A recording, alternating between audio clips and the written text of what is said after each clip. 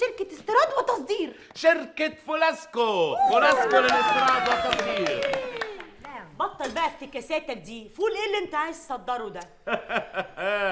انا يا ماما بعمل نظام امن غذائي للعالم كله. انت كبيرك امن عماره. موتي بغيظك يا سناء. حبيبي بيبي سيبك منها خالص يا بيبي. قولي اتفقت انك تصدر كام قدرة فول في اللحظة؟ لا لغايه دلوقتي بص يا رنا احنا بنحضر لسه ما اتفقناش على البيع يعني. طب بقى ناوي ان انت تعمل التصديرات دي في انهي دوليات؟ اقول لك انا بقى يا بيه، انت تصدر لاوروبا. لعلمك انا بفكر فعلا ان انا اصدر لاوروبا واصدر كمان لدول شرق اسيا. واو. كوريا وايران ايه رأيك؟ لا كوريا وايران الامم المتحده هتتهمني ان انا بهرب فول نووي يا ماما. امال ايه؟ وغير كده بقى لعلمك ممكن بقى يبعتوا تفتيش عندنا ويكتشفوا ان انا بعمل ايه الفول بالزيت الحار المشع. لا هيعملوا لنا مشاكل. لا ايه رايك ما تصدر للصين؟ لا الا الصين يا ماما. الصين دي بالذات لو انا صدرت قدره واحده بس لعلمك هياخدوها ويقلدوها وممكن يقلدوني انا كمان وانا ببيع القدره. طب attends, peut-être pourquoi pas en France?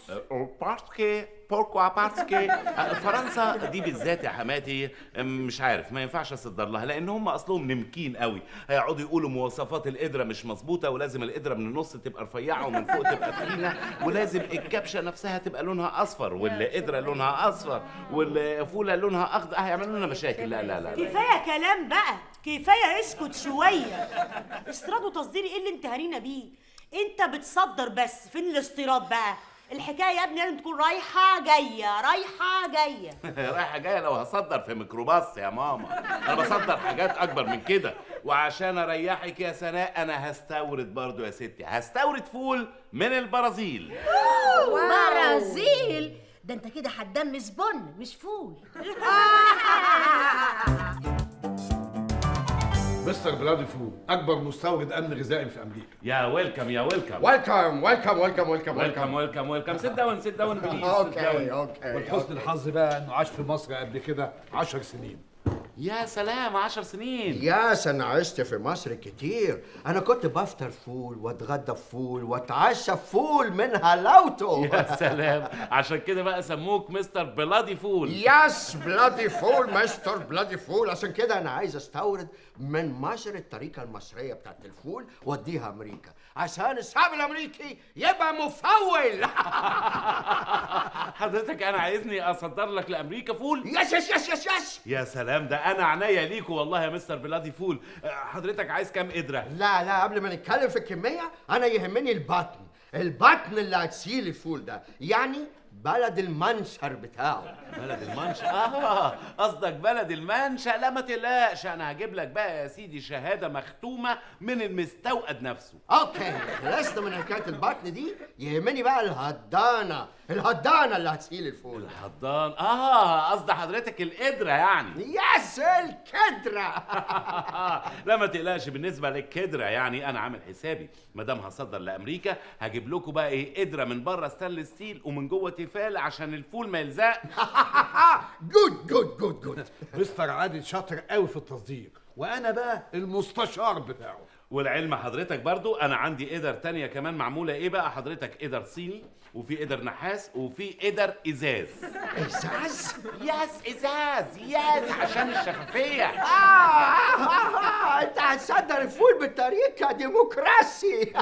ديمقراسي. لعلم حضرتك احنا مش بننقي الفول، لا احنا بننتخب الفول فولة يا استاذ. هي دي طريقة ديمقراسي. بس انا عايزك تصدر لي كمية في اسرع وقت ممكن.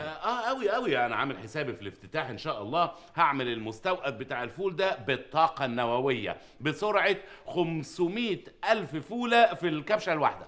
بس احنا الاول محتاجين عينة من الفول. عينة فول ايه؟ هتعملوا عليها تحاليل ولا ايه؟ لازم نعمل تحاليل طبعا عشان نعرف اذا كان الفول ده يبقى كومباتبل مع المدى الامريكي ولا لا. ايه كومباتبل ده ناقص يقول لي نحمل على الفول كمان ويندوز يعني.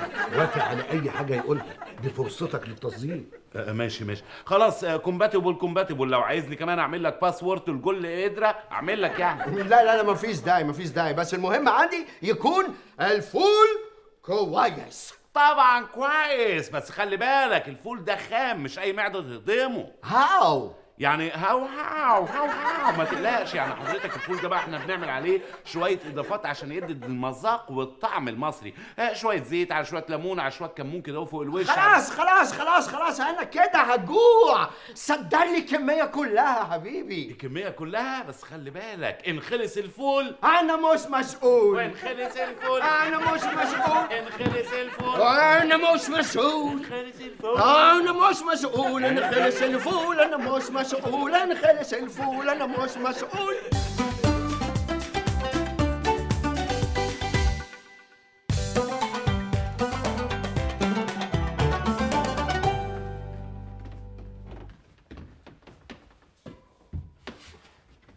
استاذ عادل، في 250 قدرة جاهزة على التصدير، وفي 250 قدرة جاهزة على التصدير. يبقى كده 500 قدره جاهزه.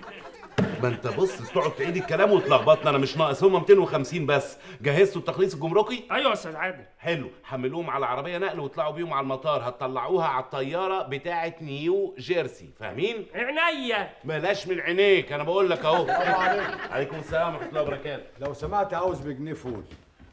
يا راجل جنيه فول، قول بدولار فول، ب5 دولار فول. انا ما بشتغلش بالعمله المحليه، عمله صعبه بس. دولار ايه يا سعادة؟ ايه اللي دولار ايه؟ بص عشان ما تتعبنيش، انا ما بشتغلش في الفول قطاعي، انا عندي كله فول تصدير زي ما انت شايف. فول اسكول تصدير الفول اهو. انا زبونك من زمان يا سعادل، يا ريت تشوف لي شويه فول من قعر القدره. بص ماشي، عدى عليا كمان ساعه اشوف لك شويه فول بواقي تصدير. حاضر حاضر. انا متشكر يا سعادة. عفوا يا سيدي. السلام عليكم. ايوه. الو، اهلا ازيك يا مستر بلادي فول؟ ويلكم ويلكم ويلكم. ايه عايز كام؟ 300 قدره لنيو ايه؟ نيويورك. نيويورك ماشي. وعايز 20 قدره للبيت الابيض. البيت الابيض ايوه يا عم عارفه، جنب البيت الازرق على طول. وبص انا عامل مفاجاه كمان، في قدره مخصوص هبعتها لاوباما. يا سيدي انا عارف اوباما بيحب الفول بالزيت الحار، انا عارف. ماشي، سلام سلام. انا مش مصدقه منبي عادل بقى اكبر مصدر للفول في العالم. امال ايه يا ماما؟ ده انا من كتر ما صدرت فول لامريكا قربوا يدوني الجنسيه الامريكاني. وهيدوك الجنسيه بقى في كيس ولا علبه بلاستيك؟ موتي بغيظك يا سناء. يعني انت كده بقى يا بابا بقيت عامل زي عمو حشمت، صح؟ لا عمو حشمت مين يا حبيبتي؟ عمو حشمت ده شغال عندنا دلوقتي. يعني انت بتاكل امريكا كلها؟ بص يا ماما، مفيش وجبه فطار في امريكا بتخلو من فول عادل سعيد. امال ايه يا ماما؟ عارفه ده دلوقتي بقى علاج في امريكا. يعني ايه علاج يا عادل؟ يعني انت بتستعمل الفول كعلاجات؟ امال ايه؟ عارفه يا حماتي الفول ده بقى اهم علاج دلوقتي في امريكا. الناس بياخدوه دلوقتي بعد الاكل و3 مرات في اليوم. بعد الاكل على طول. نجلاء بعتي الفاكس بتاع السين؟ ببعته اهو. السين؟ والله يا حماتي اصل الفول اللي هنا في مصر كله خلص كله، عشان كده بقى بستورد فول من الصين اصنعه هنا في مصر وارجع اصدره تاني. واو برافو يا عدوله. طب انت بقى ما فكرتش انك تعمل اي تصديرات للمنتجات تانية؟ منتجات جديدة طبعا. أنا بفكر دلوقتي أعمل خط إنتاج جديد خالص للفول النابت، وده هعبيه في قراطيس، وشعاري في المرحلة الجاية هيبقى قرطاس لكل أمريكاني. واو الحق يا بيه، تعالى شوف. إيه؟ النت كله مقلوب عليك. النت مقلوب عليا؟ أكيد البتاع مش معدول ولا إيه؟ في حملة عاملاها يا جماعة اسمها أصدقاء الهمبرجر في أمريكا، بيهاجموك وبيتهموك بحاجات غريبة جدا. النفسانة الأمريكاني ابتدت. بقى هي الحكاية بقت كده يعني؟ ايوه، جمعيه اصدقاء الهمبرجر قلبين الدنيا عليك عشان انت اكلت السوق منهم. بيحاربوني في اكل فولي. مين رئيس الجمعيه ده؟ واحد اسمه مستر بيفي. مستر بيفي؟ وده ايه اللي طلعه من العلبه امال؟ علبه ايه؟ ده عضو ناشط في منظمه الامن الغذائي. الامن؟ ما دام في الامن يا استاذ يبقى اكيد هيتحفظ على الفول ويصادر القدره. عموما ما تقلقش، هو جاي بكره مخصوص عشان يواجهك. المهم تثبت كفاءه الفول. ماشي معاملتك بالبيض يا ابو لبيفي. الفول هو السبب في انهيار مركز التجاره العالمي. يا سلام، السبب ازاي يعني حضرتك؟ كان بيترمي قدر عنقوديه على المبنى يعني ولا ايه؟ ثبت بالدليل العلمي ان الطيارين كانوا واكلين فول. وعرفتوا ازاي؟ الصندوق الاسود كان مبقع زيت. وبعدين الفول بتاعك مش سهل.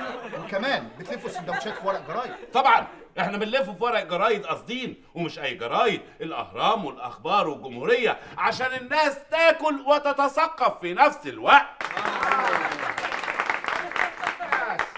بس الجرايد دي مضره للصحه. امال عايزنا يعني نلفهولك في ايه؟ في نيويورك تايمز؟ هو متضايق عشان الفول بتاعك عمل كفر على الهمبرجر بتاعه. ايوه صح يس. صح، ايوه فعلا الفول بتاعنا غطى على الهمبرجر، وده اللي مضايقك يا استاذ. لكن نحن لن نستسلم، الفول ده هنصدره، يعني هنصدره. برافو عليك يا مستر عادل، برافو. امال ايه؟ انا لن اسمح لاي حد يطعن في شرف الفول. يعني ايه؟ يعني زي ما حضرتك عايزين تمنعوا دخول الفول، احنا لن نمنع دخول الفول. بالعكس، ده انا ممكن اعمل مواسير زي بتاعه البترول واصدر فول للعالم كله. الفول. بس انا مش هسكت يا عادل، وهتشوف. بتهددني؟ انا ما يهمنيش، ولعلمك برضه هوريك كرم المصريين وهرجعك بلدكم معزز معلب. الحق الحق يا استاذ عادل، مصيبه. مصيبه ايه يا لميزو؟ شحنه الفول اللي انت حطيت فيها كل فلوسك جت من الصين. طب وايه المصيبه في انها تيجي من الصين؟ جت مضروبه، الفول طلع مش فول عادي. امال طلع ايه يالا؟ فول سوداني. يخرب بيتك يا عادل، فول سوداني؟ طب وايه اللي يخليني كنت اجيبه من الصين؟ ما كنت جبته من السودان ارخص. ده جزاء اللي يتحدى الهمبرجر. ماشي، عملتها يا بيفي، عملتها. الحق يا استاذ عادل، مصيبه تانية خالص. مصيبه ايه يالا؟ الفول طلع فول سوداني. ما هو لسه قايلها لي وانا ناقص مصايب. يا يا ماما، حضرتوا لي فطار؟ هو كل يوم فطار فطار؟ النهارده مفيش فطار. ايه اللي كل يوم فطار فطار؟ هو انتوا عندكم الفطار بيبقى سبت واثنين واربع ولا ايه؟ روح افطر في المطعم بتاعك. ماشي يا ماما ماشي. طب يا رانيا، اكويت الهدوم اللي انا هروح بيها الشغل؟ اوه نو سوري يا بيبي، انشغلت مع ياسمين قوي ما لحقتش اكويها لك. ما لحقتيش تكويها؟ يا سلام، يعني انا هعمل ايه؟ اروح الشغل بالبورنوس يعني ولا ايه؟ والله يا ماما شكلك حلو قوي فيه. قمر قمر. يا سلام يا سلام، نافقيني. ماشي، على اساس ان انا رايح حفله تنكريه يعني. طب نجلاء، ممكن انت تكوي لي الهدوم بتاعتي ولا عندك مانع؟ طبعا عندي مانع، وانا فاضيالك ولا ايه؟ مالك صوتك ليه مجلجل يا راجل البيت؟ راجل ايه بقى؟ لا في لقمه اكلها ولا في هدوم مكويه البسها، ده حتى الصابون اللي دخلت استحمى بيه، الصابون نفسه مش موجود، استحميت بميه حاف. اتاريك يا اخويا خارج من الحمام هفتان وخسان.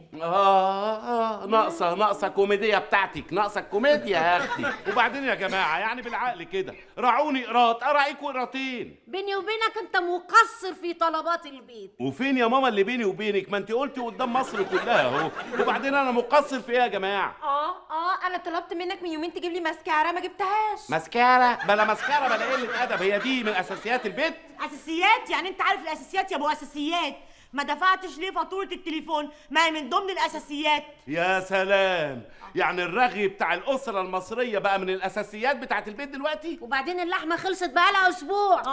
وبعدين بقى يا بابا، انا طلبت منك شريط انا مش عارفني لعبد الباسط حموده. ايه انا مش عارفني ده؟ انا مش عارفني، انا كنت مني، انا مش انا. إيه بنت واحد بيقول لك انا مش عارفني وانا كنت مني ايه؟ او انا مش يعني واحد بيلخبطنا اساسا. ليه عايزه الشريط بتاعه يا ماما؟ إيه يا جماعه يعني هي دي قصاد دي ولا ايه؟ بالظبط كده، وان كان عاجبك. تراعيني قراط اراعيك قراطين، تبص لي بعين ابص لك باتنين. انتوا طلعتوا لي منين يا صلاه الزين يا صلاه الزين؟ يا بيبي يا حبيبي، البنية التحتية للأسرة العربية تقول سلمني نضيف أسلمك أنضف. لو هنمشيها امثال بقى ماشي. من النهارده بقى صباح الخير يا جاري، انت في حالك وانا في حالي. سلام عليكم. وعليكم السلام ورحمه الله وبركاته. سلام عليكم. وعليكم السلام. دول يا صديقي، صباح الصباح. يا معلم تيتي، اللي جاي مش احسن من اللي راح. يا عم الحاج، ايه جو البحر اللي انت عامله على الصبح ده؟ مش احسن من جو البر اللي انت عامله على الظهر. ما تاخذنيش يعني، شكلك بالقميص المكسر ده بعر قوي ولا غلط؟ مستعر مني. قوم يا تيتي وسيبني اتكل على الله. ايه يا عم، ده انت صاحبي، مستعر منك ايه؟ ده انت اذ ربما جيت بالبورنوس هقعد معاك. بالبورنوس؟ الله، هو مفيش حاجه بتستخبى في البلد دي ولا ايه؟ مالك يا صاحبي؟ الحال اتدحضر بيك كده ليه؟ ده الواد الصبي اللي عندي بقى انضف منك. يا معلم تيتي، ما تفتحش في المفتوح وما تجرحش في المجروح. طب فضفض في المتفضفض. يا خسارة الحلو لما تبهدلوا الايام. في ايه بس؟ الدنيا دوارة يا جدعان. هتحكي في اللي مش محكي ولا امشي؟ هتمشي في الممشي؟ ماشي يا معلم تيتي. الستات يا سيدي، الستات مطلعين عيني، لا الاقي لقمه نظيفه البسها ولا الاقي هدمه كويسه مكويه اكلها، وبعدين اما بطلب حاجه بيبقى قصادها طلبين وثلاثه كمان. هقاو دي قديمه قوي يا ابني، دي بتاعت عبد الفتاح الاسر. بقول لك ايه، اللي حصل لك ده قبل كده حصل لي، بس انا لقيت له حل. ايه الحل؟ الحقني بيه، ابوس ايدك يا معلم تيتي. جيب لهم ضره. ضرة ايه يا عم؟ يعني انا قادر على 6 ستات اما اجيب لهم واحده 7 كمان؟ يا عم سابقة ايه؟ دي ضره بالكهرباء، فول اوتوماتيكي. فول اوتوماتيكي يا معلم تيتي؟ عايز تجوزني غساله بدراير؟ يا عم اسمع بس، انا جبت انسان آلي بيمسح ويطبخ ويكنس ويعمل كافة شيء، وعمره ما يقول لك هات، طول الوقت يقول لك خد. انسان آلي ايه؟ انت بتشتغلنا يا تيتي. طب بص، ادي الكارت بتاع الشركه اللي بتبيعه، روح لهم واشتري واحد واشتري دماغك. انسان آلي؟ ايه ده؟ بيع الانسان الآلي بكافة احجام. بقول لك يا باشا، ما تشتريني يا باشا، اشتريني بدل ما تكلف نفسك وتشتري انسان آلي ويكلفك. والله العظيم يا باشا انا ممكن اغسل لك واطبخ لك وارقص لك وامسح لك، والله العظيم يا باشا. يا ابني ايه، انا بقول لك عايز انسان آلي، انا زهقت من البني ادمين. طب وانا بني ادم يا باشا؟ طب بذمتك انا مش شبه الانسان الآلي؟ طب بص دي يا باشا. لا لا لا لا لا لا, لا. انت كده شبه المخبز الآلي. اتكل على الله يلا سعداوي. شكرا يا باشا. حلو، انسان آلي.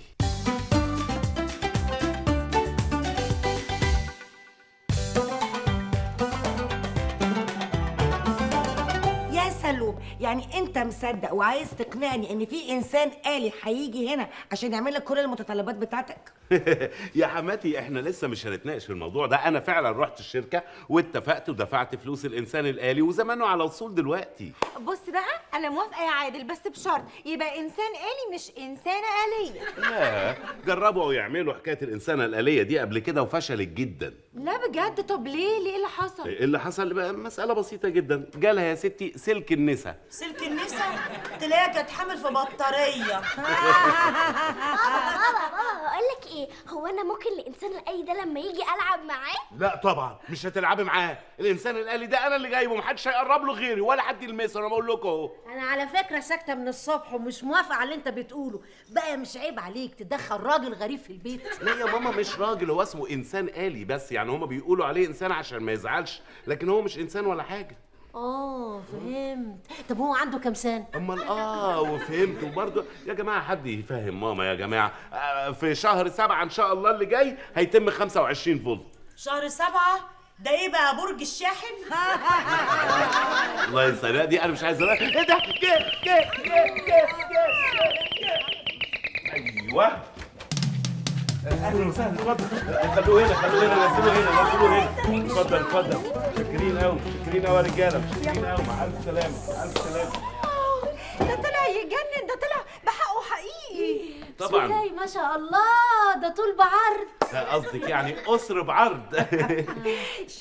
شعقول إليتري اوريجينال وسمباتيك ورقه. ايه ده طلع انسان آلي بحقه حقيقي. تعرف يا بيه ان انا شفت اعلاناته في الفضائيه اليابانيه؟ ايوه صح، الفضائيه اليابانيه اللي جنب الفضائيه اللبنانيه على طول. بابا هو الانسان الآلي ده ممكن يوصلني المدرسه؟ لا طبعا، ولا يوصلك ولا تقربي له ولا حد يلمسه، انا بقول لكم ده تبع انا بقول لكم. والمحروس اسمه ايه؟ اسمه مازنجر، مش كده؟ نعم سيدي. تينج تونج. يا مازنجر. نعم سيدي. يا سلام، شايفه الذوق، شايفه الاخلاق، شايفه التعبير، فعلا ابن آلات محترمه. قال لي نعم سيدي نعم. عمرك انت قلت لك يا رانيا قلت لي نعم؟ اهي نعم دي بقى ما يعرفش يقولها مازنجر. مازنجر، الساعه كام معاك لو سمحت؟ تينج تونج. الساعة 9:40 و30 ثانية. يا سلام، بقى انت بقى حضرتك جايبه عشان يقول لك الساعة. طب ما تبص اوفر على الساعة اللي في ايدك. لا مش مسألة أوفر، يعني ما أنا الساعة مظبوطة وكل حاجة، أنا بظبط ساعتي عليه دلوقتي، لكن هو ممكن يعمل حاجات كتير. أوريكي؟ لا والله. طب وريني. أوريك. مازنجر، لو سمحت هات لي التريننج بتاعي. تينتون. أمرك سيدي. مازنجر لو سمحت حاول ما تقولش تين تون كتير لانها بتنرفزني. تينتون، لقد تم حذف تينتون من البرنامج. ديليت ديليت ديليت. شفتي حذف كلمه مضايقاني. انت عمرك حذفتي حاجه مضايقاني؟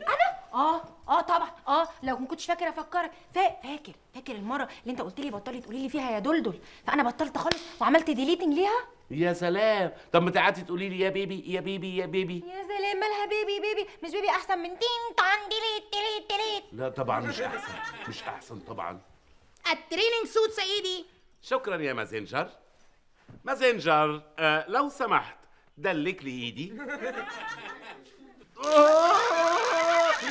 مازنجر انف ستوب. مازنجر الغي خاصيه التدليك دي من عندك. ديليت. يا ريتك كنت قلت له يدلك لك رقبتك. مازنجر ماذا تفعل؟ الغي الامر. انها تهزي لا ترى انتباها.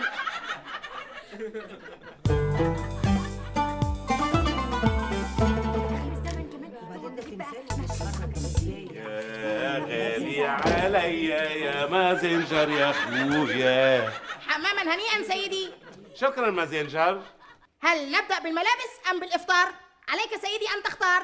يا سلام، الملابس أم الإفطار؟ عليك أن تختار. ده أنت طالع شاعر زي بقى. بالطبع. والله يعني احنا نبدأ مبدئيا بالملابس وبعدين ترجع تجيب الإفطار عشان أقعد أقول لك قصيدة من قصايدي بقى وتسمعها كده وهتتمعنن. فيلا بينا. سمعا وطاعة سمعا وطاعة سمعا وطاعة.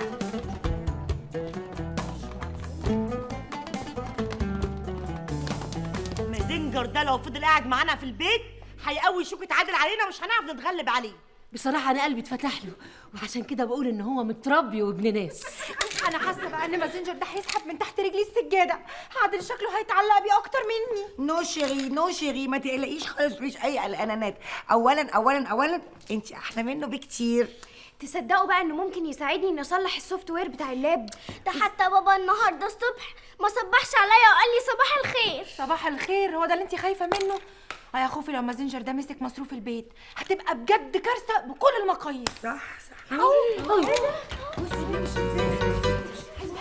طب ما فيهوش كوبس نشده ولا حاجه؟ طب لقمه حاجه لينا حد يكعبله لينا احنا ده ما بيتكعبلش ازاي؟ ما بيتكعبلش. اخص عليك يا ورد وجاك نيله. هش حبيبي دبانه بمنديله. قلت انام شويه واخد لي تعسيله. جاري زكام ما عرفت انام في دي الليله.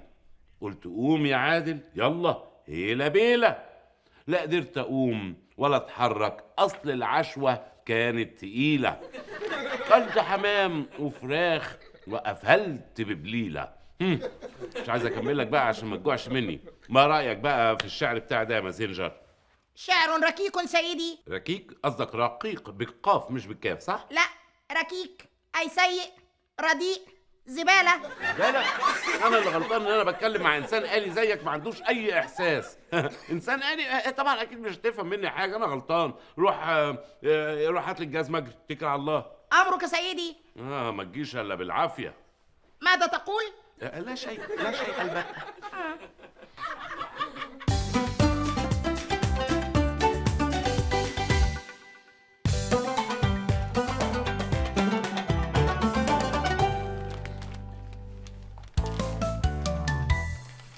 شكرا.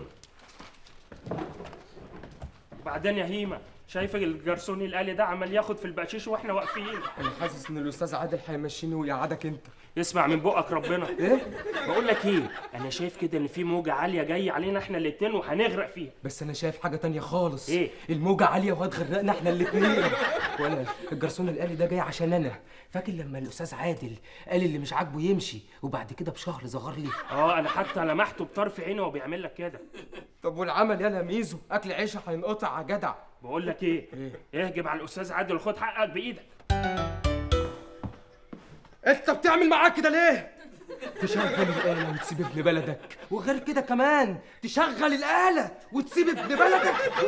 يا هيما ايه؟ انا في ايه؟ انت حاطط مازنجر في دماغك ليه يا انا؟ ده هو اللي شغال الصبح وانت عاطل ما بتعملش حاجه يا عاطل. ايوه ما هو ده اللي انت مخطط له، تشغله هو وميزو وتمشيني انا، صح؟ بس عيب يا هيما، عيب تكلم الاستاذ دولا بالشكل ده. يلا ميزو، والواد اتجنن ولا ايه؟ ده عايز يروح مستشفى المجانين الواد ده. يلا روح العب في الطعميه اللي هناك مع المازنجر. يلا حسبي الله ونعم الوكيل، حسبي الله ونعم الوكيل. الواد اتجنن خالص. يالا في ايه؟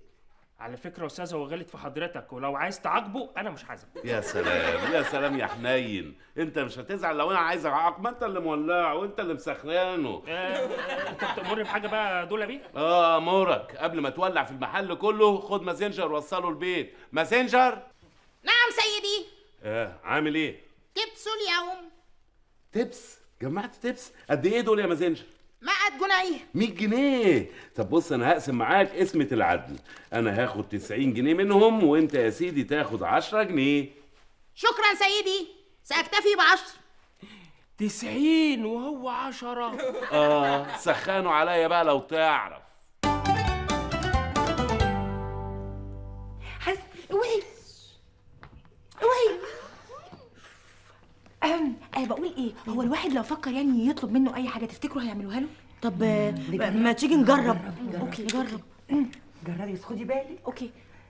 مازنجر. نعم سيدتي. بالثقة أكتر من كده في نفسك. ممكن تعملي كوباية شاي صغنطتين؟ أمرك سيدتي. مازنجر. نعم سيدتي. ثقة أكتر. ممكن تعملي كوباية نسكافيه معلقة سكر؟ أمرك سيدتي. من فضلك ممكن تنفض لي بطانيتين ينوبك الاجر والثواب عند الله. سمعا وطاعة. لو سمحت، وانا ممكن تجيب لي كارت شحن؟ وانا كمان عايزه كشكول سلك. وانا سيلفو بلي جو فو فير حمام للشعر بتاعي، ممكن؟ داكور. انا عايزه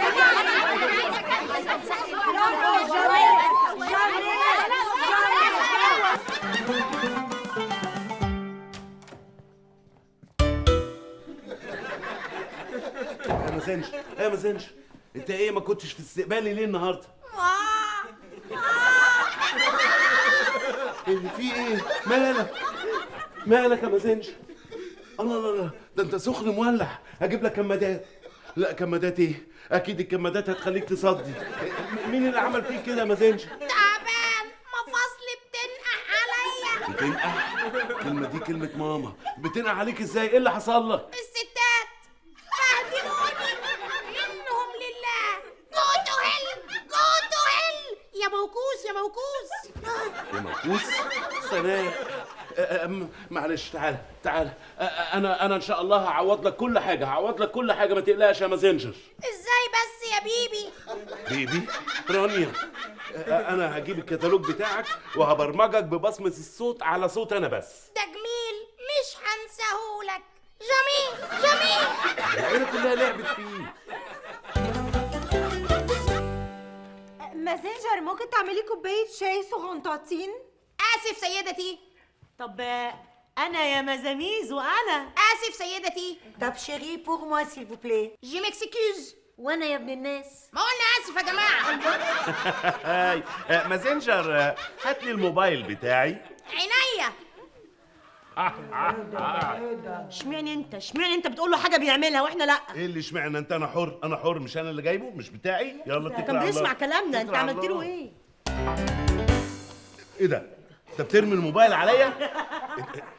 بترمي الموبايل؟ ما تضربش. ما اضربش؟ ماشي يا حيوان. ما تشتمش. الله لا في ايه؟ اكيد في حاجه مش مظبوط. ولا مازنجر تعالى قدامي على الاوضه، انا هربيك. حاضر سيدي. هتعمل لي مؤدب؟ ما انت كنت بتقل ادبك دلوقتي، برضه مش هعفيك من العقاب. يا بيبي حرام عليك، دي صغنطتين خالص، براحه عليه شويه. لا الموديلات دي ما تجيش الا بالعين الحمراء. جاي لك يا ده مازنجر ياض. حرام عليك يا عادل، ما عندكش قلب، انت ما عندكش قلب. بصي يا جماعه حد يكلم البوليس. سيب رجلي هرجع لك تاني. رقبتي سيب رقبتي يا خبر. سناء هات المقشه والحق اخوكي. لا حول ولا قوة إلا بالله. ألف سلام عليك يا أستاذ حاتم، ألف سلام عليك يا معلم تيتي. ما قلت لك يا استاذ عادل، قلت لك اشتريني انا، اشتريني يا باشا، ما سمعتش كلامي. على الاقل انا بشتم ما بضربش. وهما قالوا لك ايه في الصيانه يا معلم تيتي؟ الناس اهتمت. واخر حاجه قالوها لي ولا في العنايه المركزه. قالوا لك ايه في العنايه المركزه؟ تيتي انت مت ولا ايه؟ تيتي قالوا لك ايه وانت في العنايه المركزه؟ قالوا لي ان الانسان ده ناقص ربايه شويه عشان ابوه وامه الهارت ديسك بتاعهم اتحرق وهو بيتولد، عشان كده لازم يتحمل له برنامج ب 3000 جنيه في الشهر. يا 3000 جنيه وانا كنت متضايق ان انا القميص بتاعي مكسر، دلوقتي بقيت انا كل اللي مكسر. اشهد ان لا اله الا الله وان محمد رسول الله عليه الصلاه والسلام. لا ما تموتش دلوقتي يا تيتي انت مت ولا ايه؟ يا تيتي ما ينفعش تموت وتسيبني، ما انت السبب في ده كله يا تيتي.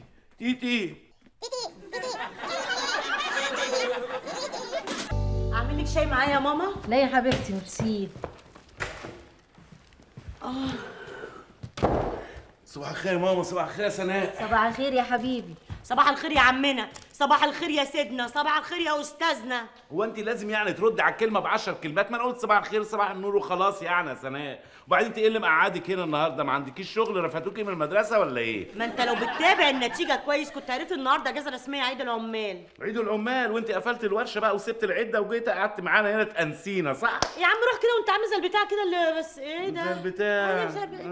زي ماشي. لا يا سناء انت كده غلطانه، اخوكي ما عملكيش حاجه. ما انت مش سامعه يا ماما؟ بيقول لي انت قاعده في اجازه وما رحتيش الورشه وانا ماسكه مفتاح 18. برضه انت غلطانه. خليكي انت كده دايما في الصف وضدي، عمري ما شفت منك حنان الام. ماما هي المايه مقطوعه ولا ايه يا ماما؟ المايه لما عرفت ان انت عايزها تفشط من وشك.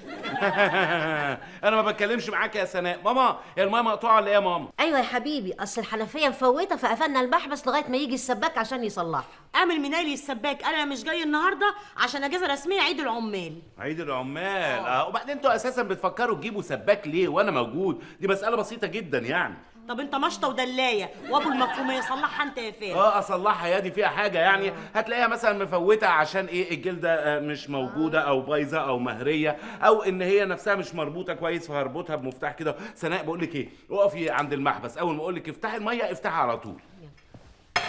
من عينيا يا عادل. يا سلام، ايه الحنيه اللي نزلت عليكي دي يا سناء؟ طبعا اخويا الوحيد ارفض لك طلب ده، انا عيب ده حتى ما بقاش متربيه. طب خلي بالك المحبس مقفول دلوقتي. انا اول ما اصلح هقول لك افتحي تقومي فاتحه، اوعي تفتحي قبل ما اقول لك افتحي. طبعا يا عادل عشان ما اغرقش ميه. حاضر يا عادل. يلا سناء روح انت وتصرف بس.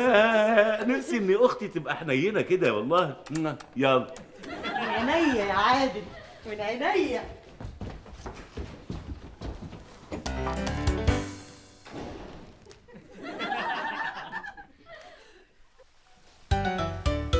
فين الميه يا سناء؟ يا سناء فين الميه؟ يا سناء هجرة ميه كده، فين الميه؟ انت ايه اللي خلاكي تفتحي؟ انا ما قلتلكيش تفتحي. زمانه غرق جوه يا ماما الميه. لا يا سناء ما يصحش كده، كده اخوكي ياخد برد. وانا ذنبي ايه يا ماما؟ ما المحبس هو اللي معصلك، باين عليه مصدي. عيب يا محبس، اختشي يا محبس، اخويا غرق جوه يا محبس، مفيش شعور بالاخوه والمروءه، اخص عليك يا محبس. هو المحبس يا ماما. مامي انا منهاره خلاص. عادل مش راحمني، كل مره يفاجئني مفاجاه انا من التانيه مجنني. يو عمل ايه بقى النوبه دي كمان يا عادل ده بقى؟ المره دي غير كل مره. المره دي انا حاسه ان الاصول السباكيه والمصرفيه اللي كانت محشوره في القاع فجاه طلعت على السطح وانفجرت، والبيه عايز يفتح محل سباكه. نو جامي tu ne dis pas نو حبيبتي، نو انا جوز بنتي يبقى سباك؟ لا يمكن. يا رانيا ازيك يا رانيا؟ اخبارك ايه؟ ازيك يا حماتي؟ شفتي؟ تعالى افرجك على المفاجاه. ايه رايك؟ ايه مش عارفه تقري؟ نسيت القرايه ولا ايه؟ انا مفجوعه من هول الفاجعه والكارثه. منط وريني دي ايه مكتوب في ايه؟ اتشليت. لو حنفيتك مفوته او سيفونك مسدود، عادل نقطه عنده الحل بنفسه او احد مساعديه، لا تهدر نقطه ماء لانها قد تنقذ الحياه. يا اختي كماله حلو، يا دي شبابه حلو. ايه كمال ده؟ ايه ده؟ ايه اللي تعبت يا اختي كاتي عايزه ابوسك. والله يا حماتي كلفتني كتير جدا الورق ده، بس لعلمكم انا استفدت منه كتير، وزعته بقى على كل البيوت وعلى كل المحلات، وزعته في كل حته عشان الناس بعد كده يتعاونوا معايا. يا اختي كميله يا اختي كميله. طب وليه بقى ما حطيتش بقى الاعلان ده في الدش؟ لا الدش دي تعتبر مرحله متاخره، الدش ده لما اشتغل عالميا، انا دلوقتي بشتغل محليا يعني. بسم الله يا بنت حلوه انت يا اختي. ولا هو انت مش واخد بالك يا بابا بذكائك الحاد ان مامي بتسخر منك وبتضحك عليك؟ لا استحاله حماتي تسخر مني، استحاله، انا عارف انها بتحبني طبعا وهتشجعني على اللي انا بعمله، ولا ايه يا حماتي؟ يا حبيبي طبعا يا حبيبي طبعا، انا بهزر معاك. انت اتجننت تقول لي انا بنتي انا جوزها يبقى سباك؟ جامي ايه يا حماتي؟ انا اساسا سباك، طول عمري سباك يعني.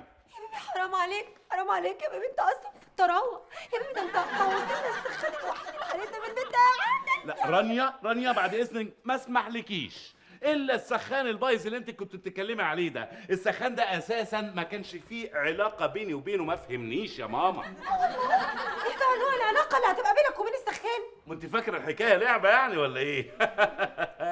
لا طبعا لازم يبقى في علاقه ما بين السباك وما بين الحاجه اللي بيصلحها عشان يبقى في تفاهم. وايش فهمتك انت في السخانه ولا في السباكه اصلا؟ انت السباكه دي مش لعبه يا حبيبي. ايه يعني هتيجي اصعب من الهندسه؟ قول بقى كده، البيه بقى كان اشتغل مهندس قبل كده من غير ما احنا نعلم؟ لا من غير ما اشتغل يعني مهندس ولا حاجه، الحكايه بسيطه جدا، الهندسه دي عباره عن ايه؟ برجل ومرجله.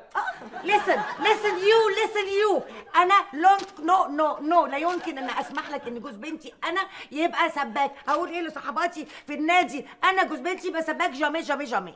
بصي يا حماتي انا هقول لك حاجه، يعني ايه رايك لو السباك اللي هو جوز بنتك ده مثلا جاب لك كده كمان شهر ولا حاجه فستانين من الحلوين من الموديلات اللي انت بتحبيها عشان تتعايقي بيهم قدام صحباتك بتوع جاميه بتوع النادي؟ حبيبي يا دولة يا اختي كميلة يا حبيبي، وهو في احلى من السباكه دي؟ السباكه حلوه خالص يا قلبي يا حبيبي يا لوحي. مامتي انا في لحظه تبيع كل مبادئها خلاص راحت. شرف يا اختي، تفهمي ايه في السباكه يا حبيبتي؟ السباكه دي اشرف شغلانه في الدنيا واحلى سباكه في الدنيا، وبعدين يعني جوز بنتي يبقى سباك؟ ده السباكين كلهم كل بيت عاوزهم. لا اكاد اصدق اذناي. يا رب والنبي مجيد هانم تقول الكلام ده؟ حرام. يا حبيبي يا دولة يا بابي والنبي، بس انت مفيش غير واحد بس اسمه دولة. ربنا يخليك. هتجيب لي امتى الفستانات؟ الفستانات عشان بس ايه ما نكترهمش، هم كانوا فستانين بس. 3 فساتين من نوع الجامد جدا. بيبي كان عندي طلب كده، كنت عايز اساله، هو انا ما ينفعش اتحشر في موضوع الرشوه ده وانا كمان يجي لي اي حاجه من نواحي السباك؟ هو انا طبعا ما كنتش قصدي رشوه خالص، انا ما بحبش الرشوه مطلقا، لكن ما فيش مانع خالص ان انا يبقى في كام هديه صغيره كده اهو ادهم لكم طول ما انا ماشي، وبكسب اجيب لكم هدايا كده صغيره طول ما انا ماشي يعني. خلاص بعد اذنكم بقى، بعد اذنكم هتكل انا بقى على الله. عندي اجتماع مهم جدا مع رابطة السباكين عشان نحدد بقى مستقبلنا السباكي في البلد هيبقى عامل ازاي. يلا سلام. بون شانس شيري. بيبي ما تنساش تصلح البلابيع والسبابيك كويس وما تغرقش روحك بالميه. البلاليع والسبابيك. حاضر.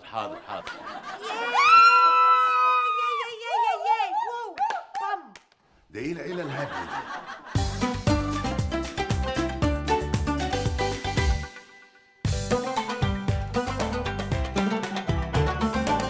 طبعا يا رجاله انتوا عارفيني وعارفين سمعتي في السوق عامله ازاي يعني. طبعا زي الميه البيضاء. طبعا يا نقطه، ده انت سمعتك ولا الميه المعدنيه يا رجاله. ربنا يخليك يا استاذ ترومبا، هو في حد يجي زيك برضه يا استاذ ترومبا؟ ده انا اسمع عنك من وانا في ابتدائي يا راجل، اعرف انك انت كنت تبص للحنفيه من دول بصه كده واحده بس تقوم معدوله على طول وتبطل تنقيط ما شاء الله. يا سلام يا نقطه، ده انت رجعتني للايام الحلوه تاني، الايام الجميله، الايام اللي كان فيها الحنفيه نحاس. ايام الحنفيه النحاس.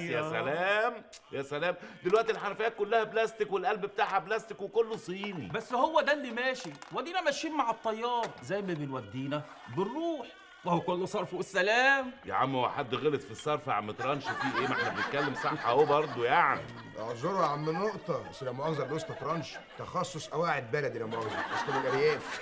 لا لا لا لا لا لا انا مش متعود منك على كده يا استاذ سليكه. معقوله هنغلط في بعضينا؟ برضه الراجل زميل يعني، ما ينفعش انك انت تغلط فيه. يا اخوانا احنا كلنا ولاد ماسوره واحده، ولازم يبقى قلبنا على قلب بعض، ما نعضش في بعض يعني، عيب يعني. لا مؤاخذة، موضوع السلكان ده بتاعي تخصصي، لا مؤاخذة دي منطقتي ومحدش له دعوة بيها. جراس سليكه، اذا كان على السلكان كلنا بنعرف نسلك، لا مؤاخذه يعني لا انت تصرف في منطقتي ولا انا اصرف في منطقتك، ولا يا اخوانا؟ في دي عندك حق، بس انت ما قلتلناش انت عايزنا في ايه؟ بص يا سيدي، انا مجمعكم النهارده عشان عايز اقول لكم على حاجه مهمه جدا يرضيكم، ان اي سباك يجي من منطقه غريبه ينط على منطقتنا وياخد شغلنا. لا طبعا ما نرضناش طبعا. لا بص بقى يا أخ عادل، الرزق ده لا مؤاخذة مش بتاعنا، دي حاجة بتاعت ربنا، واللي مكتوب لك هتاخده. ايوه يا سيدي، احنا ما قلناش حاجه، اللي مكتوب لي هاخده، بس برضو خلي بالكم ان ممكن اي صنايع يظهر من اي منطقه تانية يخش منطقتنا يعمل سعر رخيص عن السعر بتاعنا، بعد كده الناس كلها هتسرسب من بين ايديك زي الميه بالظبط يا اسطى سلكها. بس هنطفش السباكين النص جلده دول ازاي؟ الموضوع ده بقى سيبهولي انا. يعني ايه يا اخوانا؟ هنقسم الشغل على بعضينا، يعني طلعه تبقى ليا، طلعه للاسطى سلكها، طلعه ليك، طلعه ليك كده يعني، وهتسلك. بس احنا كده ما اختلفناش على الاول يا عم الاسطى.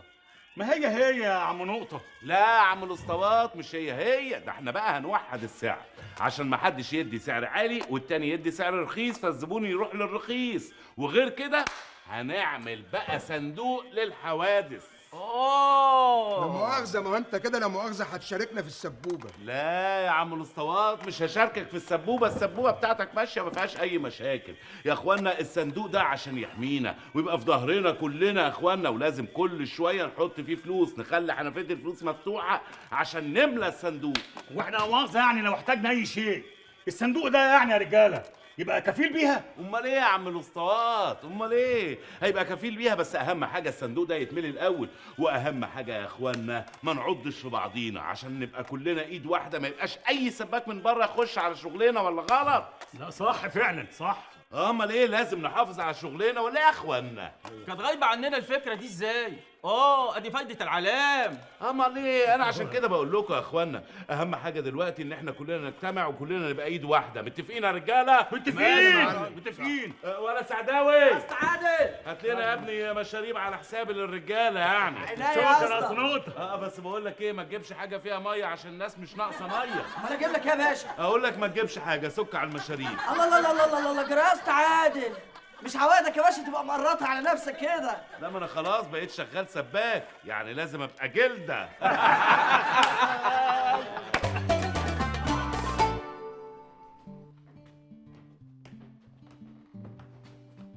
السلام عليكم.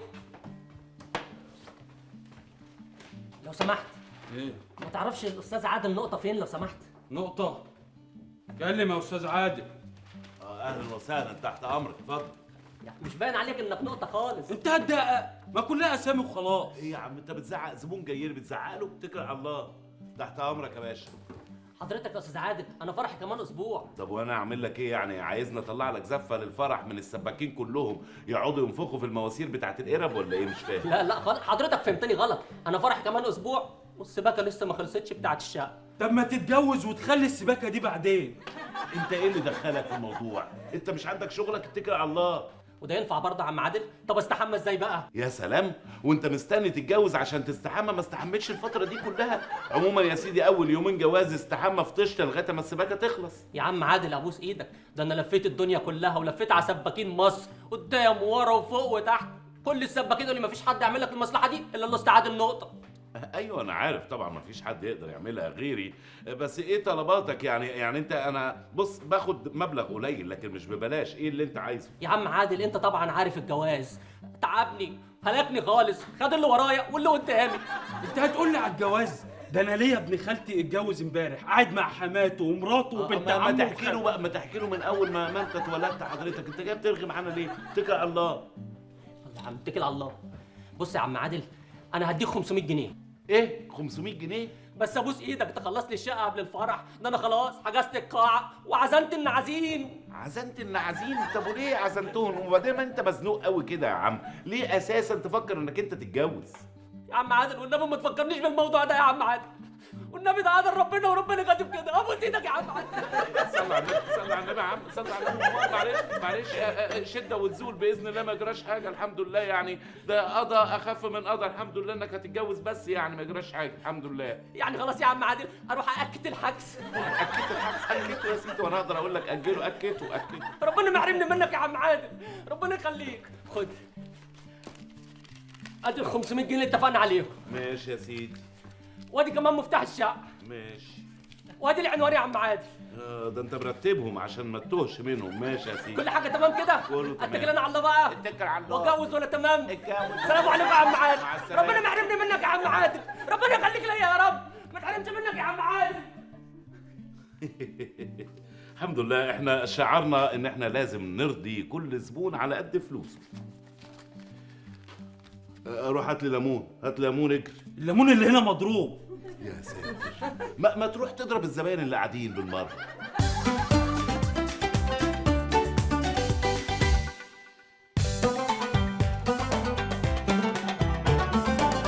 ايوه غطي لي كله يالا، مش عايز اي حاجه من الاكل دي تبان. ايه اللي انت بتعمله ده يا ما تنضف عدل يالا. بص يا استاذ عادل، انا ما جيت امضي معاك في العقد مضيت ان انا هشتغل في محل دول وطعميه للتيك اواي، لكن ما مضيتش ان انا امسح ادوات صحيه. يا سلام، صعبان عليك نفسك قوي. مالها الادوات الصحيه؟ الادوات الصحيه دي جزء من الشغل، عاجبك الشغل اهلا وسهلا، مش عاجبك اتكل على الله، الباب يفوت حمار اهو.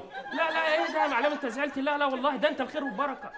بحسب ما تفوت. يلا اتكل على الله، اتكل على الله. لا والله ابدا، والله ما اقدر. بص حضرتك، بص انا شغال اهو حلو اهو. بص ايوه ما تجوش الا بالعين الحمراء. بقول لك ايه يا استاذ عادل، انا عندي اقتراح انما هيعجبك قوي. هتقترح عليا؟ اقترح يا سيدي. ايه رايك بقى في الركن البعيد الهادي ده نحط فيه اكسسوارات كمبيوتر وحاجه تنفع برضه؟ اكسسوارات الكمبيوتر جايه بكره، عندك مانع؟ يا والله فرحت ده حتى المحل يشتغل بدل ما احنا مش لاقيين حاجه نعملها.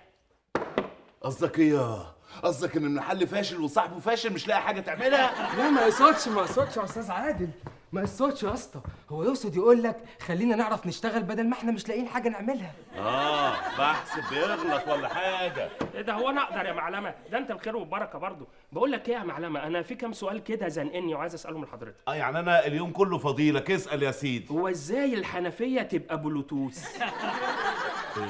يا ابني سهله يا ابني. بص انا هجيب لك واحد اغبى منك هو اللي يرد عليك. رد عليه يا لهيمه. هي دي محتاجه مفهوميه ده يا ميزو، ما تركز شويه ياض بلوتوث، يعني تبعت لها رساله من الموبايل تتفتح ياض. بص طلع اغبى منك ما شاء الله. يالا يهبل. بلوتوث عباره عن ايه؟ الحنفيه بيبقى فيها بلوتوث، واخد بالك؟ الحنفيه دي بتجمع بقى البخار كله وتقوم محولاه لميه على طول. طب بقى وهي بقى بتجيب البخار منين؟ بتجيب البخار من البتاع، بيبقى مربعه وفي واحده مدوق يلا اتكل على الله، كل واحد يروح يشوف شغله. ولو اي حد جه سالكم في حاجه السباكه تعالوا خلوني انا اللي اتكلم معاه عشان افهمه بدل ما انتوا تطفشوه. طب لو حد سال على السندوتشات؟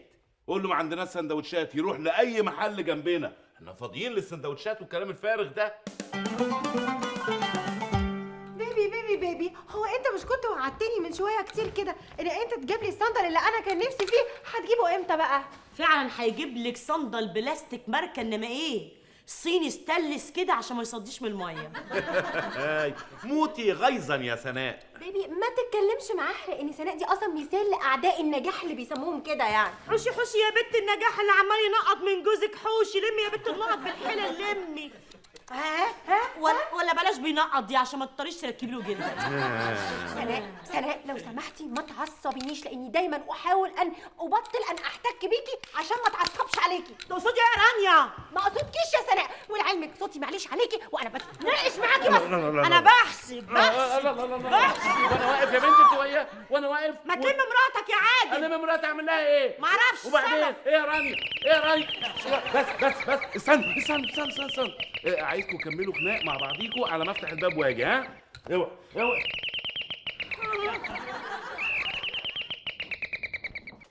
بنت بس مش عايز اسمع صوتك خالص، اكتمي خالص. رانيا السلك القوي جه. ايه ده؟ الله، هو السلك القومي بقى يوصل ديليفري للفقرات بتاعته في البيوت؟ إيه ده؟ لا ده مش السيرك القومي ده يا صلاح اللي عليه ازيك يا ابو صلاح عامل ايه؟ كده برضه يا عم عادل، العمله السوداء اللي عملتها فيا دي بقى انا اخش الشقه الاقي السباك كلها بايظه. يا بنت اسكتي اسكتي خالص اسكتي. سباكة ايه اللي بايظه؟ انا عامل لك شغل طبيعي 100%. الطبيعي ان انا اخش الشقه وافتح الدولاب الاقي الدش جوه الدولاب. يا بنت بقول لك اسكتي يا بنت، يا بنت اسكتي خالص اسكتي. حضرتك يعني انا عامل لك شغل مظبوط، وبعدين انا الدش حطيته لك في الدولاب لان الحمام بتاعك صغير، قلت احطه في الدولاب لغايه يعني ما نشوف له مكان يعني. طب تحطه في الدولاب ماشي اوكي، انما ما بنزل ميه من جوه الدولاب انت يا عم عادل.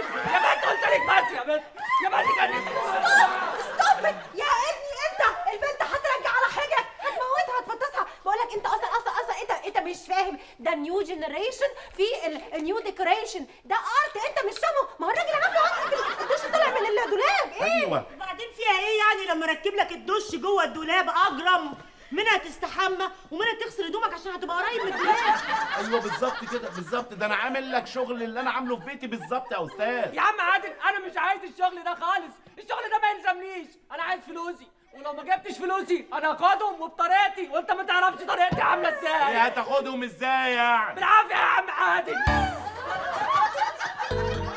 مش انت يا ناصح تستاهل كل اللي حصل لك، تستاهل. الله ينور عليك يا عريس، الله ينور عليك. انا كده بقى ارجع لك فلوسك يا معلم. يا سلام، ادي 500 جنيه بتوعك وادي 200 جنيه كمان نقطه مني يا عم ما للجواز. تقلقش منك يا عم عادل، ربنا يخليك. يا بنت قلت لك اسكتي يا بنت خالص، يا بنت اسكتي يا بنت. طلعها يا عم.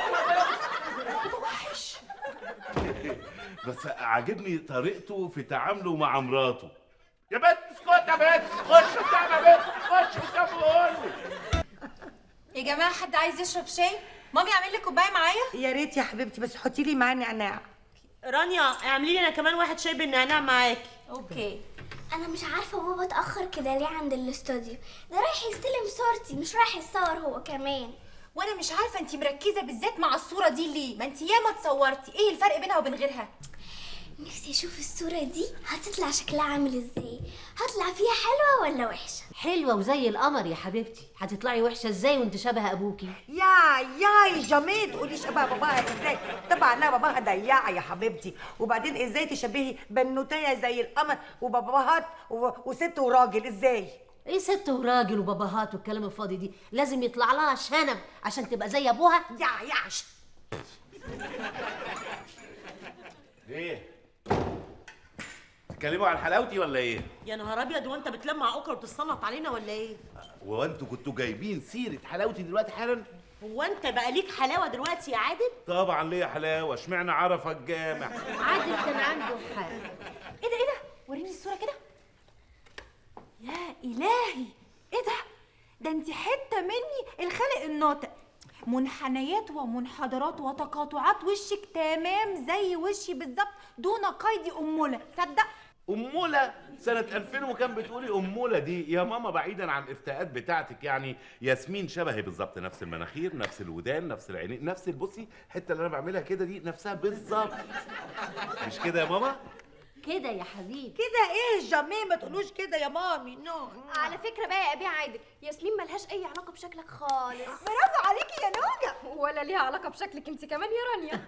يا سلام، أمال بقى ليها علاقة بشكل مين؟ الدكتور اللي ولد رانيا؟ لعلمك ياسمين دي لو كانت طلعت ولد كانت هتبقى بالملي، يعني أي حد يشوفنا أنا وهي أو أنا وهو يعني هيقولوا فعلا ده إيه ده إخوات. يا ابي عادل ياسمين دي ليها شكل لوحدها خالص. يا حلاوه عليا، بصي قمر قمر. عادل نسيت اقول لك، مش الجاره الجديده اللي جت سكنت عندنا هنا اتطلقت واتخطبت في نفس اليوم؟ قويه جدا. رانيا لو سمحتي بلاش نجيب سيرة حد عشان احنا عندنا ولاية. ياسمين قومي افتحي قومي افتحي. السلام عليكم. عليكم السلام ورحمة الله وبركاته، أهلا وسهلا. أنت الأستاذ عادل سعيد؟ أيوة أنا عادل سعيد، تحت أمرك. أنت مين؟ أنا سرحان. سرحان في إيه حضرتك؟ لا أنا اسمي سرحان. أنا عاوز يا ابني أدخل أتكلم معاك كلمتين مهمين جدا. تدخل يعني. اتفضل اتفضل حضرتك. السلام عليكم. عليكم السلام. أهلا وسهلا. أهلا وسهلا. السلام عليكم. وعليكم السلام. ياسمين بنتي، ايه الموضوع اللي حضرتك عايزني فيه؟ اقول كلام بخصوص مهجة. حضرتك مهجة مين؟ دي ياسمين بنتي. مهجة ده في ذئاب الجبل في المسلسل ده احنا ما شفناهوش. لا دي مهجة بنت عبد الستار. مهجة مين وعبد الستار مين يا استاذ نيمان؟ حضرتك دي ما اسمهاش مهجة، دي اسمها ياسمين بنت الاستاذ عادل سعيد، وبنتي انا مدام رانيا. حضرتك بتتكلم عن واحدة تانية خالص. اكيد طبعا حضرتك، يعني بص شوف الشبه اللي بيني وبينها. بص. يا استاذ عادل دي مهجة مش ياسمين. انت في الحقيقة مالكش بنت، انت ليك ابن. ليا ابن؟ ابن ازاي يعني حضرتك؟ يعني وايه الكلام اللي انت بتقوله ده؟ واضح ان حضرتك مجنون. بعد اذنك انا غلطان ان انا دخلتك في وسط عيلتي. اتفضل بره. يا ابني انا عارف ان الكلام ده صعب عليك قوي، انا عارف ان الحقيقة اصلها مرة، لكن هي دي الحقيقة. دي مش بنتك، انت ليك ابن. انا التمرجي اللي كنت بشتغل في المستشفى اللي بدلت الواد بالبيت. الفيلم الهندي ده انا شفته قبل كده. لما اميتاب باتشان ابوه سرق الدهب وحطه جنب القصر، قام جه راجل تاني خده رباه، صح؟ عندكوا حق، ما تصدقونيش، بس اعمل ايه؟ هي دي الحقيقة. البنت دي اصل ابوها وامها من الصعيد الجواني قوي. امها كانت بتخلف كل شويه بنات. ابوها حلف 100 يمين انها لو جابت بنت تاني ابوها هيذبح البنت. اعمل انا ايه؟ اتفقت مع امها، لا مؤاخذه في الكلمه، ان احنا نبدل البنت بالواد والواد بالبنت. طب انا ياسمين ابني فين؟ ياسمين بنتي مش ابني اللي انت بتقول عليه ده فين يعني؟ عند عبد الستار. انا جيت اقول لكم عشان اموت وانا ضميري مستريح. اسمع يا راجل، انت باين عليك ان انت مجنون، والكلام اللي انت بتقوله ده كله كلام كومبلونشي خالص. عشان كده احنا هناخد البنت والولد وعادل وهنعمل لهم تحليل DNA علشان نثبت ان الولد ده ابن بنت عادل. ولو طلع كلامك ده مش مظبوط هنوديك في 60 داياتوس. لا يا هانم، انا مش كلامي كومبلونشي زي ما انت بتقولي، وعموما انا موافق على اللي حضرتك بتقوليه. استاذ عادل لكل الحلاوه لو ده تم. استاذ عادل بقول لك ايه، انا هاجي اخدك انت ومهجة عشان تحلله في الكومبلونشي اللي بتقول عليه ده، واذا طلع كلامي مظبوط وهجيب لك رفيع ابنك كمان يحلل ملك. مظبوط الكلام؟ سلام عليكم. لازم ارتاح ويرتاح قلبي، وان كل واحد منكم حته اللحمه بتاعته تروح له. سلام.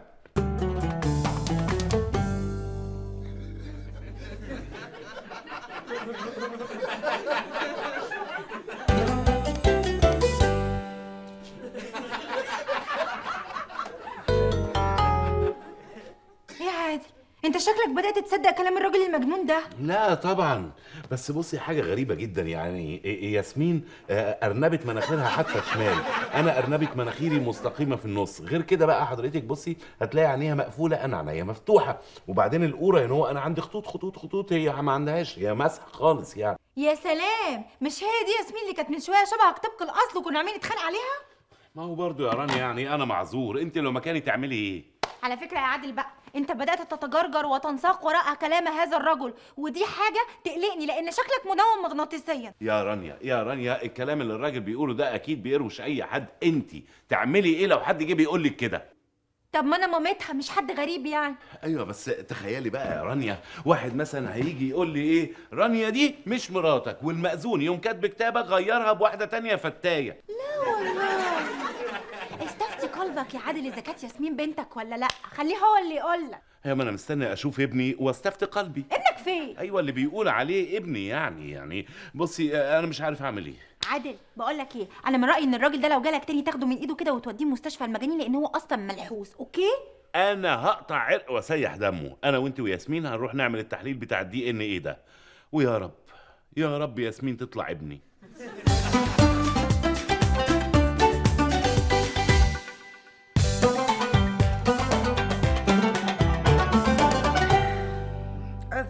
افتي احنا كان لازم نروح معاهم عند الدكتور علشان نعرف نتيجه التحليلات. سلبيه طبعا. ياسمين بنت عادل دي شبهه بالظبط، فوله واتقسمت نصين. سلبيه ازاي وبنت يا ماما؟ انا مستغرباكي جدا.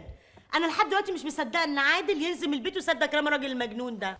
على فكره بقى يا جماعه، الراجل ده لو طلع كلامه صح يبقى احنا كلنا ما شاء الله عايشين في فيلم عربي وقديم كمان. ها يا رانيا، ايه نتيجه التحاليل؟ رانيا فين ياسمين؟ الواد ابن مين؟ يا رانيا ايه نتيجه التحليل يا رانيا؟ اقدم لكم رفيع ابني. اتفضل يا رفيع. تعالى يا رفيع، تعالى اقعد. هو ده بيتك يا حبيبي. اتفضل اتفضل. ايه ده؟ مين الواد ده؟ وفين بنتك ياسمين؟ قصدك مهجة. وديتها خلاص عند اهلها. مش كفايه السنين اللي فاتت دي كلها وانا عمال اصرف عليها دم قلبي واكلها واشربها واوديها احسن مدارس. ده رفيع ابني لغايه دلوقتي ما بيعرفش يفك الخط. تخيلوا تخيلوا. يلا اهو كله بقى في ميزان حسناتي. قصدك ايه؟ يعني مهجة قصدي ياسمين ما بقتش بنتك؟ تصوروا ده اللي اثبتته تحاليل الدي ان ايه. ده مفيش ولا حرف لا الدي ولا الان ولا الايه وقفوا مع ياسمين في الموقف ده. انت بتتكلم بجد يا عادل؟ امال يعني بتكلم في التليفون. عندك رانيا ايه؟ اساليها. رانيا ايه يا بيه اللي نسألها دي؟ بص رانيا ضايعة، رانيا فصلت شحن خلاص. وده اللي اداهولك مكان ياسمين؟ ادهوني مكان ياسمين؟ هما بيفرقوا عيال. ده ابني يا ماما من صلبي، ده اللي هيحمل اسمي من بعد ما اموت. يلا يلا قوم بوس ايد ستك. استغفر الله العظيم وراح اقعد جنب ابوك. اجري. ياه، انا من الاول كنت حاسس ان ياسمين دي مش بنتي، دي حتى مش شبهي خالص. فعلا دي مش شبهك خالص، لكن الواد ده شبهك تمام. ولعلمك بقى مهجة دي لو كانت بنت صحيح كانت طلعت بتحب الشعر زيي. انا طول الوقت جوايا نداء بيقول لي يا عادل دي مش بنتك، يا عادل دي مش بنتك. انا ما كنتش مصدق النداء ده خالص. ده مؤكد كان نداء آلي. دلوقتي بص بقى يا رفيع يا ابني، مالكش دعوه بالناس دي، انا اعرفك عليهم. بس انت تدخل دلوقتي تاخد دش، تخرج تلاقي الغدا جاهز، تتغدى وابتدي اعرفك على عيلتك كلها. تحب تتغدى ايه؟ اي حاجه. الله، اي حاجه اي حاجه. طلع قنوع لابوه بالظبط، ابني من صلبي. رانيا قومي جهزي الحمام لابننا رفيع. الحمام مش من هنا يا رانيا، من هنا من هنا. ياه، الصدمة مطيرة دماغها خالص. كل يا رفيع يا ابني كل. انا عايزك تاكل لغايه اما تشبع. بص خد سلطه، كل الفلفل الحامي ده عشان تبقى راجل. ها، عايزك تخلص الاكل ده كله. كل الوكل ده اللي كنت طوب. بعد الشر عليك، ان شاء الله عمتك سناء. انا عايزك تاكل لحد ما انا اشبع.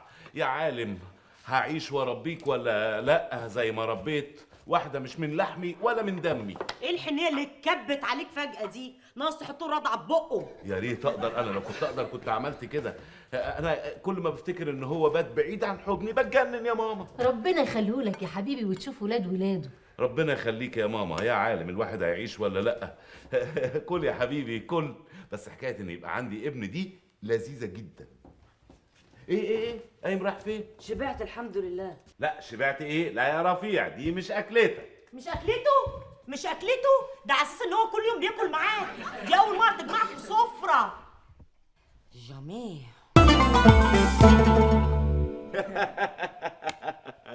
وبعدين يا سيدي جيت انا بقى قلت له لا ما ينفعش.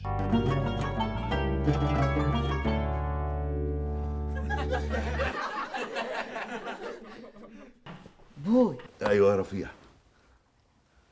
لا ولا تزعل نفسك ولا تضايق نفسك، انا هتصرف ما تقلقش. رانيا معلش يا حبيبتي، ممكن تنامي النهارده عند مامتك عشان رفيع هينام جنبي. بقاله 13 سنه ما نامش جنبي.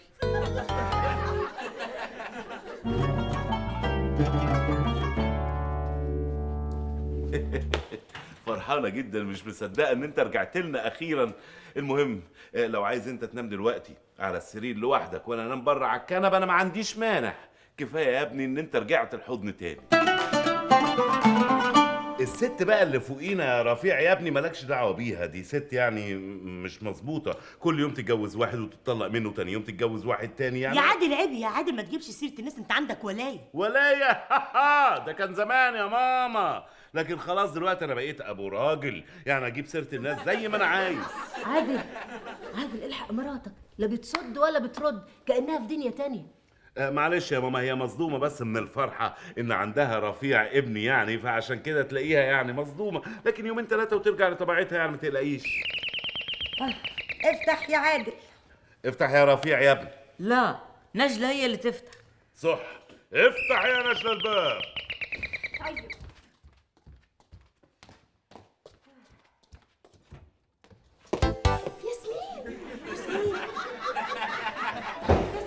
ياسمين أنا قلت أجي أشوفكم وأسأل عليكم عشان انتوا كنتوا في يوم من الأيام أهلي برضك. حبيبتي ياسمين فيا اسي شيري فيا اسي برضو يعني انت هتفضلي ياسمينة بتاعتي يا حبيبتي وانا هبقى نانا بتاعتك، مش كده يا ياسمين؟ أنا اسمي مهجة مش ياسمين. حلوه مهجه قوي في اللبس بتاع فاطمه عيد دي. بقول لك ايه، روح الزق فيها وخد تليفونها خليك متلحلح زي ابوك ياض. ازيك يا أستاذ عادل؟ اهلا يا ستي اهلا. ويا ترى انهي ريح بقى اللي حدفتك علينا النهارده؟ يعني جايه بانه حجه يعني؟ أنا زي أزوركم وبس.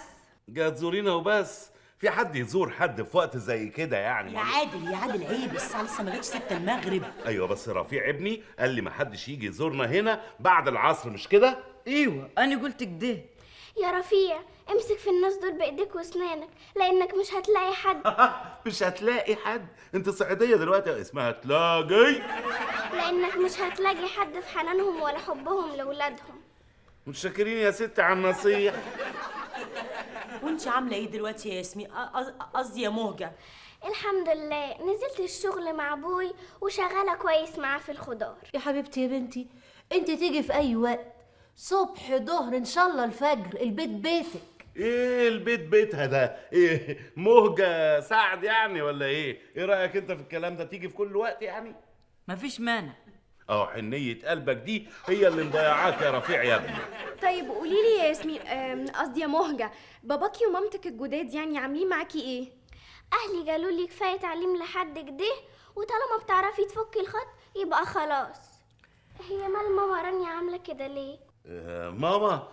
ماما ايه؟ ماما ده كان زمان ايام القته المحلوله، مالكيش دعوه انت يا ست. متشكرين قوي ليكي، هي بس مصدومه شويه وفرحانه عشان ابنها الحمد لله انه رجع لها يعني. عيب الكلام ده، لم نفسك شويه في التعامل معاها. المهم دلوقتي يعني متهيألي الوقت متأخر قوي، اتكل انت بقى على الله يا موجة عشان احنا هنقعد نتعشى دلوقتي كعيلة. يا عادل عيب، افتكر ان في يوم من الايام البنت دي كانت بنتك. بس ما تفكرنيش، لان كل ما افتكر دمي بيفور. ازاي البنت دي قدرت تضحك علينا واقعد اصرف عليها واكلها واعلمها، وبعدين اللي كان مجنني انها كل شويه كانت تقول لي يا بابا انا عايزه مش عارف ايه، يا بابا والنبي عايزه فستان ايه. يا ابني طب هي ذنبها ايه؟ هي كانت تعرف المسكينه. ايوه كانت تعرف، ومش مسكينه ولا حاجه، دي خبيثه شريره ميه من تحت تبن. انا قلت اجي ازوركم عشان انتوا وحشتوني. عايزين مني حاجه؟ لا يا ست مش عايزين منك حاجه، مع السلامه. بقول انا بهزر يعني، لو عايزه اي حاجه ابقي تعالي. ها يلا مع السلامه. مع السلامه. ازيك يا رفيع يا ابني؟ ابني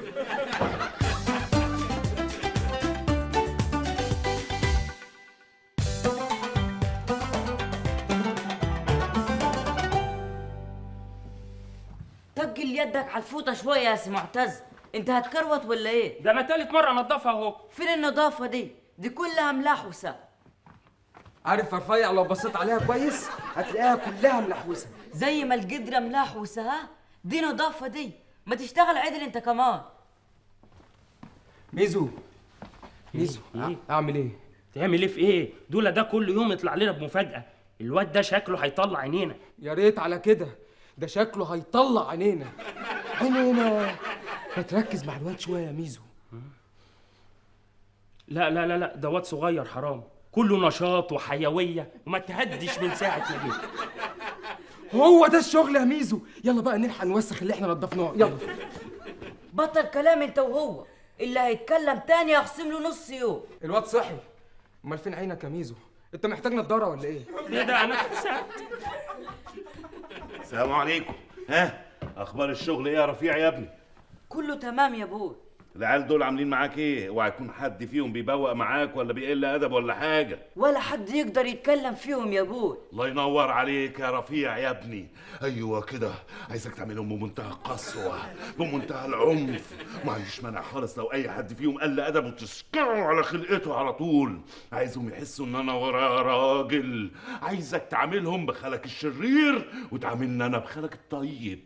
من غير ما تقول يا ابوي. ايوه كده، الدنيا دي عايزك تاكلها لحم وترميها عظم، تديها على قفاها قبل ما هي تديك على قفاك. خلاص خلصنا يا رفيع. رفيع؟ ايه ده؟ ازاي يقولوا لك رفيع كده وكمان من غير اي القاب؟ امال اخليهم يقولوا لي ايه يا ابوي؟ يا معلم رفيع، اول واخر مره اسمعكم بتقولوا له اسمه من غير القاب. القاب ايه ده؟ هو حقه يقول له يا عمو ميزو ويقول لهيما يا عمو هيما. بلاش دي، ابسط حاجه يقول لي يا عمو هيما ويقول له يا عمو ميزو، ده عيل صغير بالنسبه لنا. عيل؟ انا اوريكم العيل ده يعمل فيكم ايه.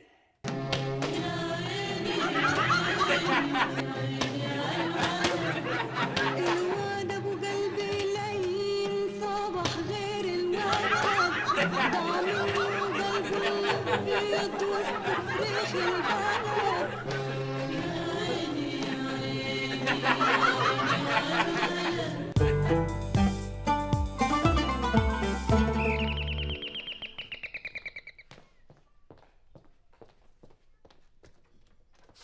ياسمين يا حبيبتي ياسمين جت. تعالي يا حبيبتي. انا عندي كلام كتير قوي عايزه اقوله لكم. في اخبار مهمه قوي لازم تعرفوها. هو بابا ورفيع فين؟ في المطعم يا حبيبتي.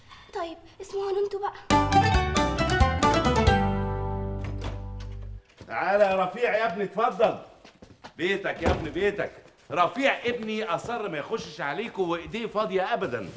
قال انا لازم اجيب بقى شويه فاكهه لستتيني والخالتي والعمتي. بجد يا روحي رفيع يا عينيا. ميرسي يا روحي. ايه ده يا رانيا، ما شاء الله النطق رجع لك ورجع لك، عجيب شويه بس حلو قوي. اصل رانيا لما فرحت بابنها رفيع الفرحه لحست لها مخها، بس دلوقتي رانيا بقت كويسه الحمد لله وعقلها رجع لها. انا معذوره برضو يا سناء، بس يا رانيا انت صبرتي ونلتي، ربنا اداكي راجل ملو هدومه من غير تعب، ملو هدومه طول بعرض، بوزن بارتفاع بحمول. انت بتوصفي نفس نقله يا ماما. احسن من بلديون العغله اللي كانت عايشه معانا هنا اللي اسمها مهجه دي. ما تفكرونيش، كل ما افتكر قد ايه انا صرفت على البنت اللي اسمها مهجه دي وربيت في حاجه مش بتاعتي يعني يا باني في غير ملكك يا ساكن في حته تانية. وانا كمان بقى مبسوطه جدا جدا ان بقى ليا ابن اخت كده كله رجوله وصعيدي كمان. سلام. امال ايه، صعيدي وراجل. اخيرا العيله اتشم لملها الحمد لله. من النهارده بقى رفيع هو اللي هيتحكم في البيت كله، هو اللي يقول مين ينزل مين يطلع. اخيرا بقى في راجل، انت بقى اللي هتصرف على البيت. وانت بقى هيبقى دورك ايه يا عادل؟ انا حيالله ابوه يعني، هو بقى اللي هيسندني في اواخر ايامي وهو اللي هيتولاني بعد كده يعني. الحمد لله ان ربنا كرمني بيه الحمد لله. واني جدها يا ابوي. يا سلام، اني جدها يا ابوي فعلا. هذا الرفيع من ذاك العادل.